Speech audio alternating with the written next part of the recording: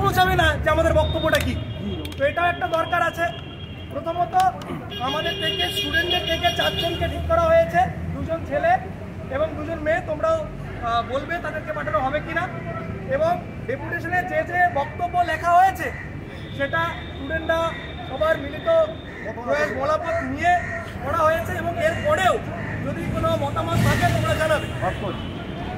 আমি বিষয় এবং জাস্ট সাবজেক্টটা পড়ছি। পরীক্ষা শুরুর আগেই প্রশ্নপত্র ফাঁস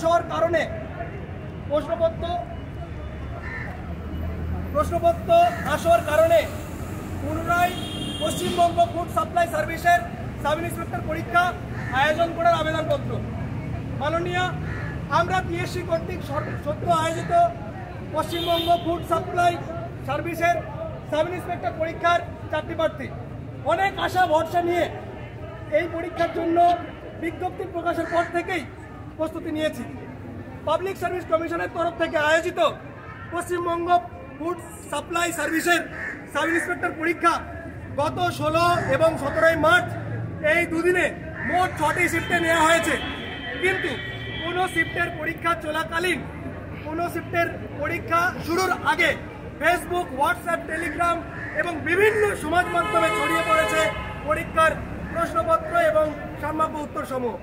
এমত অবস্থায় আমরা এই পরীক্ষার অংশগ্রহণকারী সাধারণ চাকরি প্রার্থীরা নিম্নলিখিত বিষয়গুলিতে আপনার হস্তক্ষেপ চাইছি। পিএসসি কর্তৃক পয়েন্টগুলো আমি বলছি। পিএসসি কর্তৃক আয়োজিত ফুড সাপ্লাই সার্ভিসের সাব ইন্সপেক্টর পরীক্ষায় অবিলম্বে বাতিল করা। পরীক্ষা বাতিল হওয়ার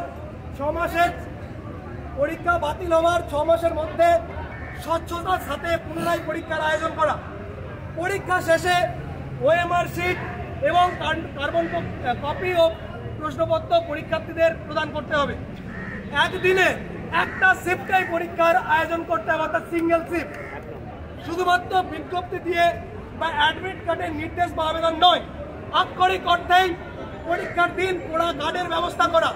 প্রয়োজনে পরীক্ষা কেন্দ্রগুলিতে ইন্টারনেট পরিষেবা ব্যাহত করার অর্থাৎ জ্যামার লাগাতে হবে। ফুড এসআই সহ পিএসসির আয়োজিত সমস্ত পরীক্ষাগুলোর জন্য আলাদা আলাদা বারকোড সহ প্রশ্নপত্র প্রদান করতে হবে। প্রশ্ন ফাঁসের সঙ্গে যুক্ত এমন সকলের বিরুদ্ধে কড়া পদক্ষেপ এবং পরীক্ষায় অসৎ অবলম্বনকারী সকল পরীক্ষার্থীদের বিরুদ্ধে দৃষ্টান্তমূলক সাজা চাই। একদম।